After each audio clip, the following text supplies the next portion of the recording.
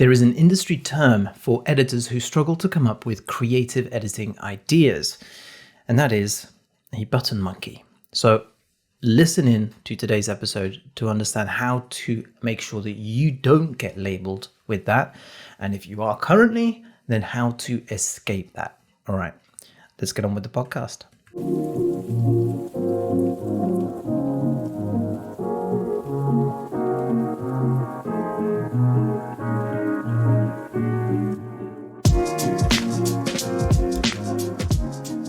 Hello, welcome back to another episode of the video editing podcast from Unsplice. I'm your host, Shiny, and I thank you very much for joining me. Now, if you're a long-time listener, thank you again for joining. I would love it if you would leave a raving review on Apple Podcasts or on Spotify, because it helps this podcast get seen. If you are watching this, you can watch this on Spotify and also on YouTube. Make sure you're subscribed on YouTube, because then you'll get notifications anytime that I go live with the podcast, which does happen, and you can join in the conversation live. And if you are new to the podcast, welcome. Really nice to have you. Thank you very much for joining. It really is a pleasure to have you here. There aren't many podcasts that talk about the ins and outs of working as a professional commercial and documentary editor. And so this podcast is dedicated to that. It's based on my 15 years knowledge working as a commercial and documentary editor in London. But the lessons expand way beyond just the UK, because we're talking about creativity, we're talking about technique, technical workflow, creative storytelling, career progression here.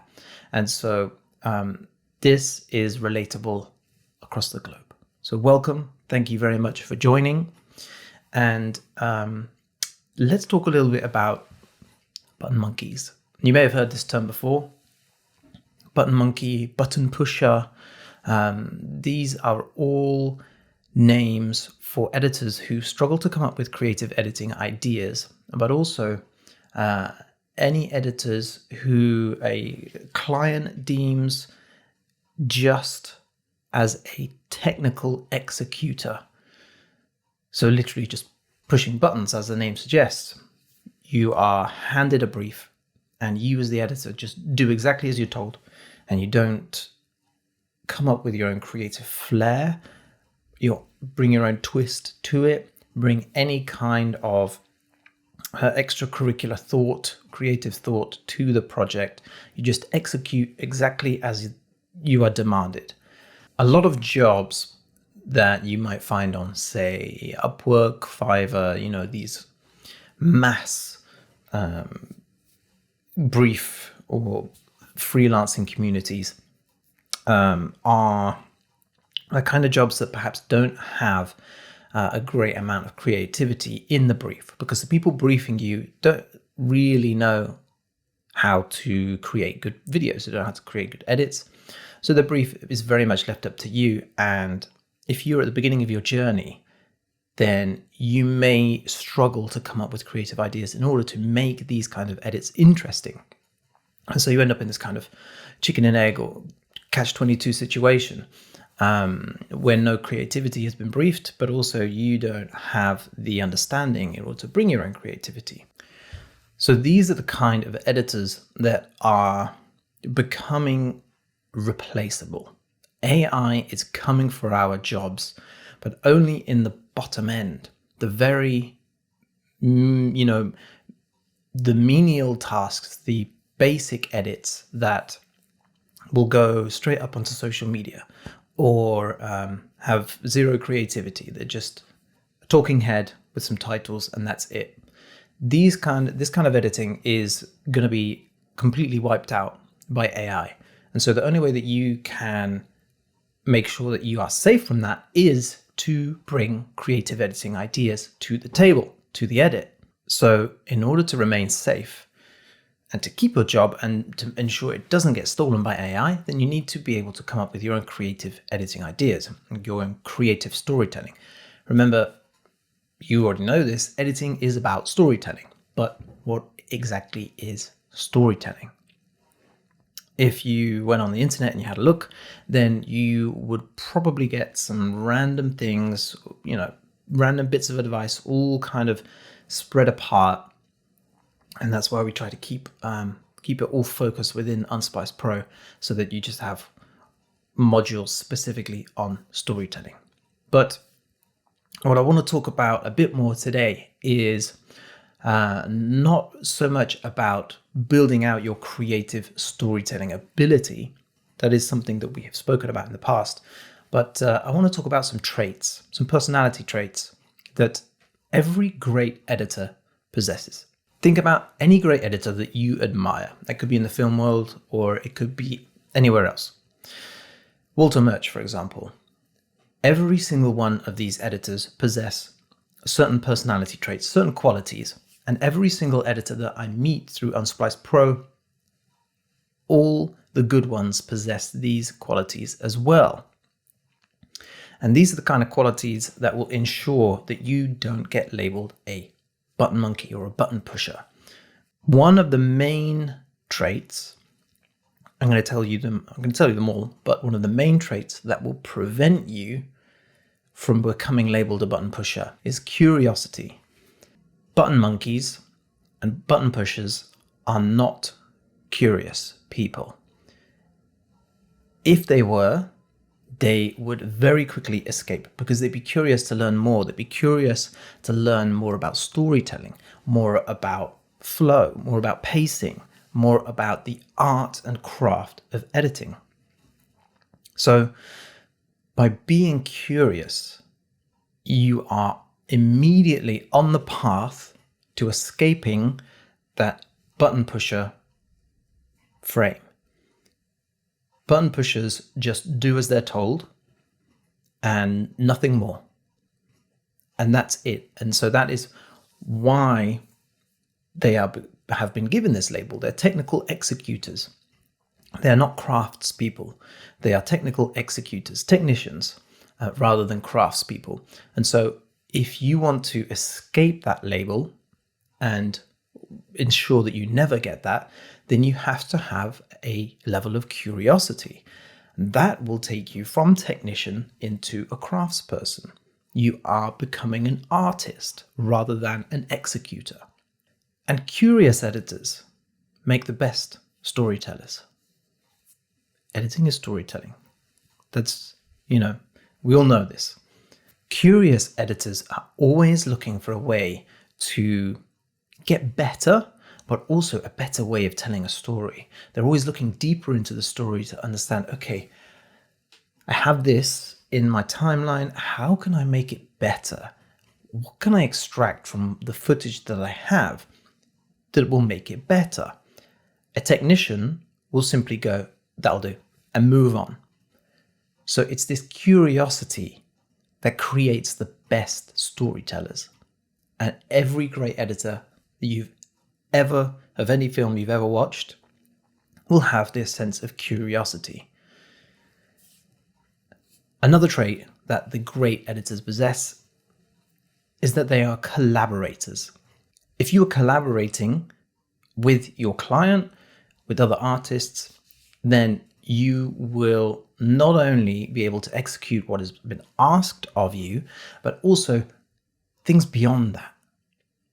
Collaboration is about stacking. It's about stacking ideas, working together, getting rid of the bottom ideas, and just so you're just building good idea on top of good idea and good idea until you're only left with the best ideas, and all the bad ideas get dropped and are lost.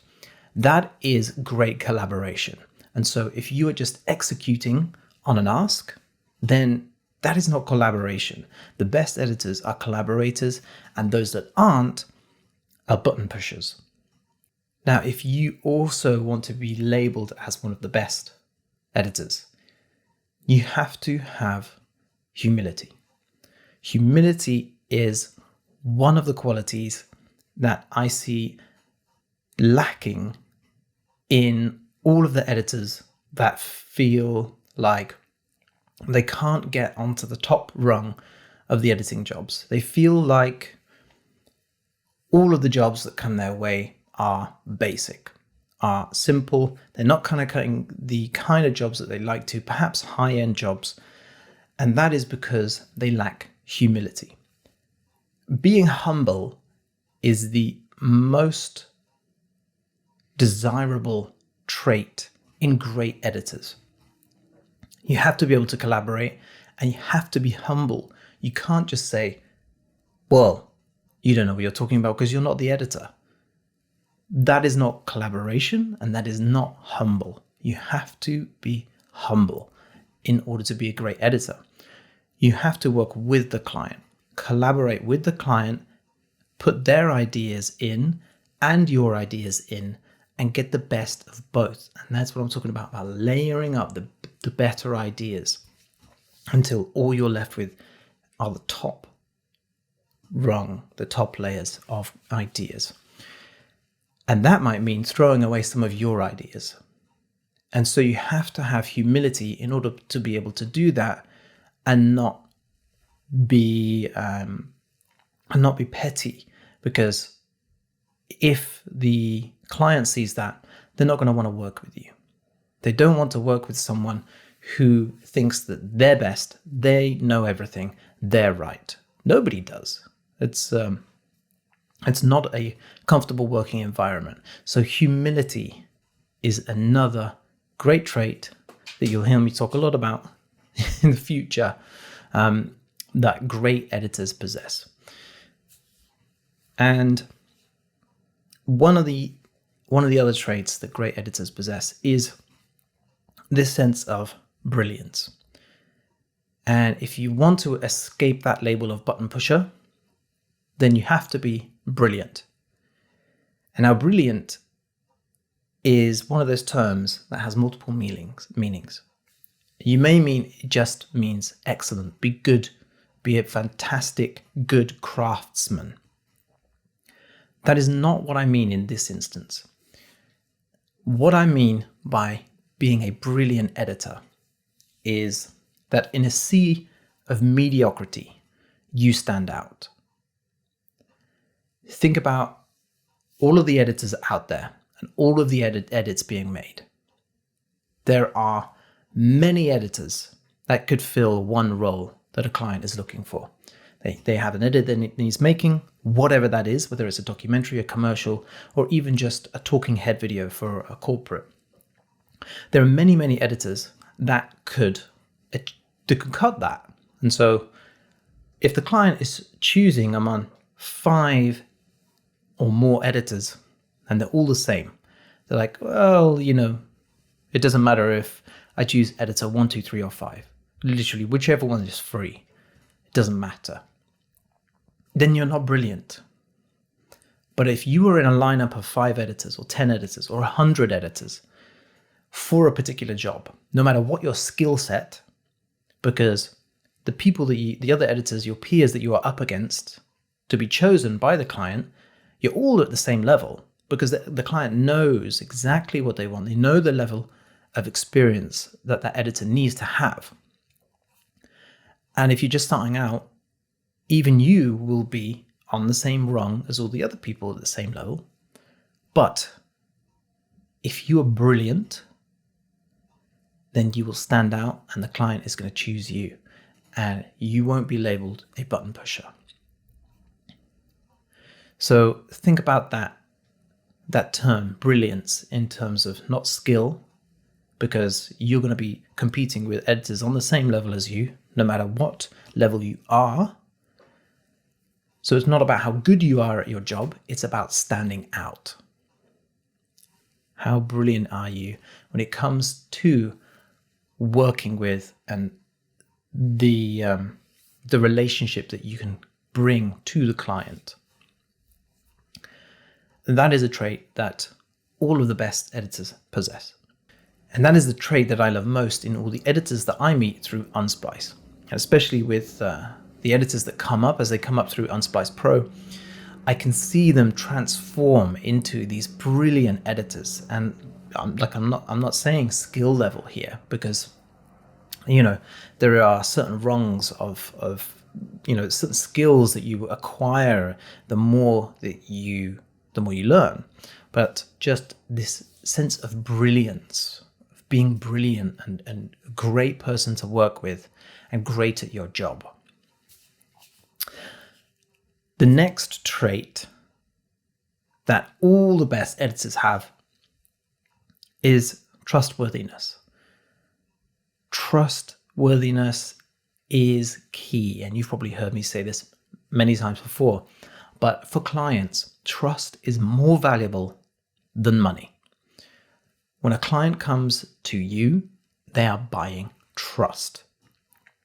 In a lineup of editors, they are going to give money to the one they trust the most. They are literally paying you in order to buy trust. They trust that you will do a better job than anyone else. So you have to be trustworthy, and you have to be trustworthy in all of your actions. And it's interesting because we're talking about these skills or these traits that are not about how good you are at editing. But if you want the best jobs, if you want to be hired for the best jobs, and you don't want to be labeled a button pusher, then you have to have trustworthiness. You have to be trustworthy, and the client needs to know that and feel that. And you can't just pretend to be trustworthy. You have to actually be that in every fiber of your being, in every piece of communication, in every word that comes out of your mouth, every word that comes across in an email. You have to exude trustworthiness. Your website, your portfolio, all of these need to look trustworthy. Otherwise, the client will go with someone that they trust more. Because if you think about it, if you had a plumbing issue and you wanted to get it fixed, you had two plumbers to choose from, both with the same years of experience. Plumber A has 125 5-star reviews on Trustpilot, and plumber B has no reviews on Trustpilot. Who are you going to choose to fix your plumbing? Well, you're going to choose plumber A because you trust them more, even though both are equally good at their job. So that is the importance of trustworthiness. And the next one, which kind of goes on from this, is compassion. The next trait that all the best editors have is compassion. If you have compassion, then you are going to be a dream to work with. And that kind of relates, it ties into everything we just spoke about. It ties into becoming a good collaborator. If you have compassion for the client and what they're trying to achieve, you are a good collaborator. If you are humble, then you share compassion. All of these things tie in. Trustworthiness. By sharing trustworthiness, you are sharing compassion. You are showing that you care about the client. You care about what it is that they want. You're not just trying to get them, money for a day. You're not just trying to get a day's work. You are trying to help the client achieve what they want to achieve, and you're putting them before yourself. That is compassion. And so these traits will help you escape the label of button pusher and make you an in-demand editor. Let's talk a little bit about one of the most important traits of what we just spoke about: curiosity, collaborator, brilliance, trustworthiness, and compassion. Curiosity is the main one that is going to break you out of this button pusher label so that you can work your way towards becoming an in-demand editor. And so how can you develop curiosity? I said that really weirdly then. Curiosity. How can you develop curiosity so that you can escape this label of button pusher? Well, exploring new techniques is one of the main ways that you can do so. Try and look at edits and try and break them down and understand how they have achieved certain things that you don't know how to do. Look at it and try and break it down. Understand, look at these and explore new techniques. Now, you may also find that you can't break it down. There's an area within Unsplice Pro where you can post any edits that you've seen, and you can help get a breakdown of how it was made so you can actually understand that. But it's this curiosity, this exploring and wondering, how was that made? How can I do that? Or I'm trying to create this sense of wonder in my edit. I'm trying to create this sense of suspense. How can I achieve that?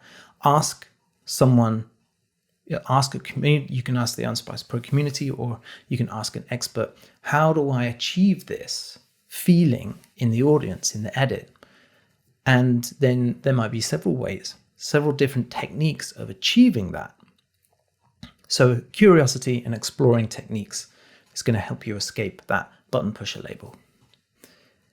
And leading on from that, experimenting with different styles, different ways of editing, because I think there is, certainly in the YouTube community, there's this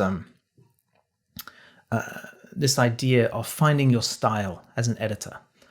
And a lot of people, a lot of YouTube content creators will talk about this, finding your style, like it's a thing, like it's, a hallmark that clients will go to, that your particular style is so unique and incredible that nobody else can achieve it. Well, I'm sad to tell you that that's bullshit. Your style is just a makeup of everything else that's out there. And any good editor can imitate that style. So don't put too much credence on this idea of finding your style, because it doesn't matter. It doesn't really exist. It's not like, so different styles have different names. It's, you're not creating something completely unique like Wes Anderson is, that, then got copied. You are simply, there are only so many cuts that you can create as an editor.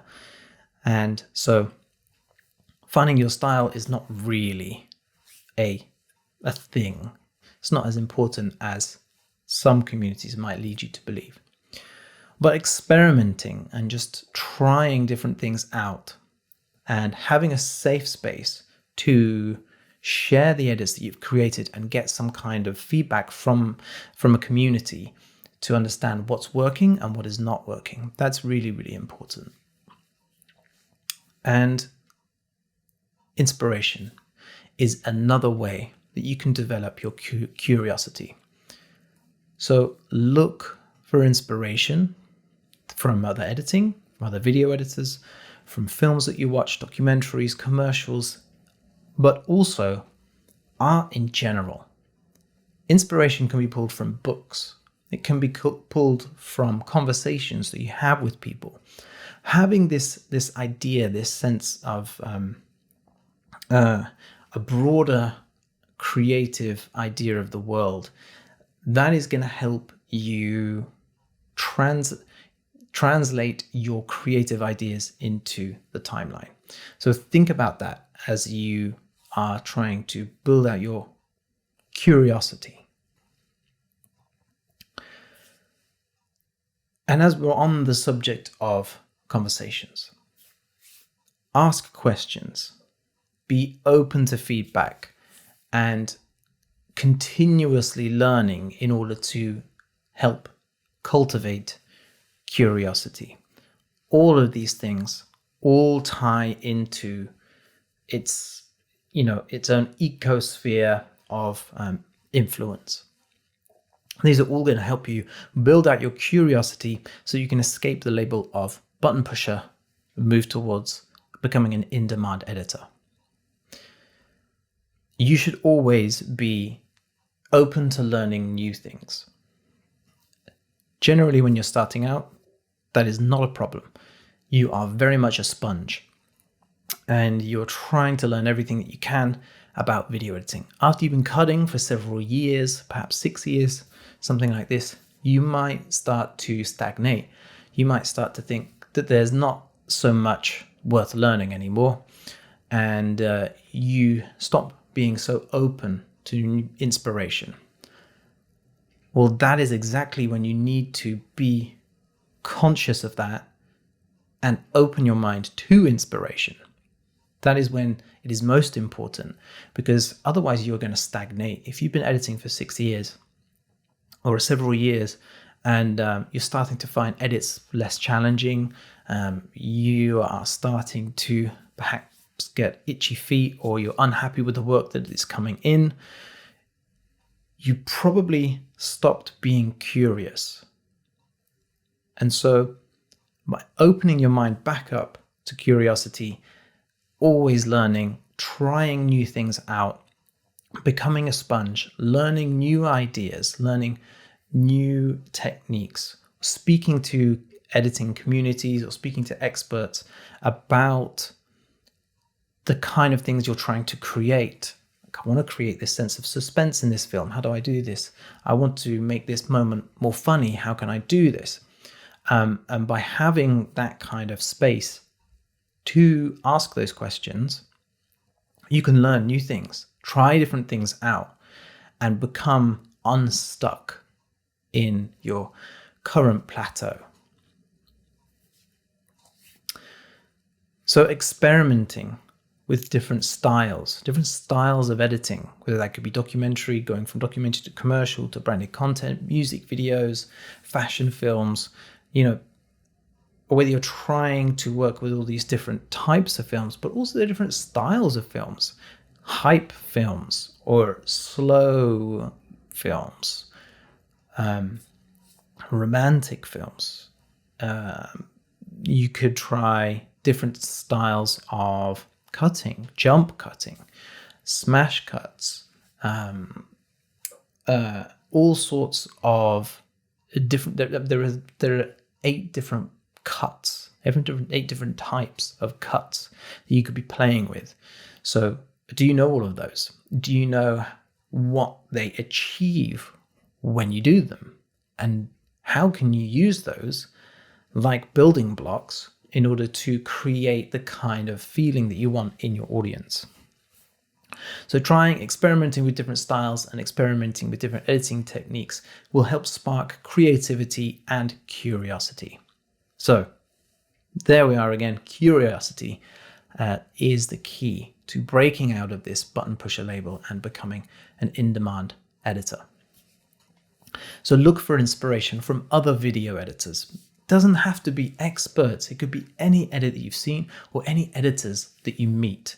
So any editors you meet in any community, there are things that you can learn from every single one of them. And you can always find new ways to approach an edit and expand on your knowledge of the craft. It's a never-ending journey.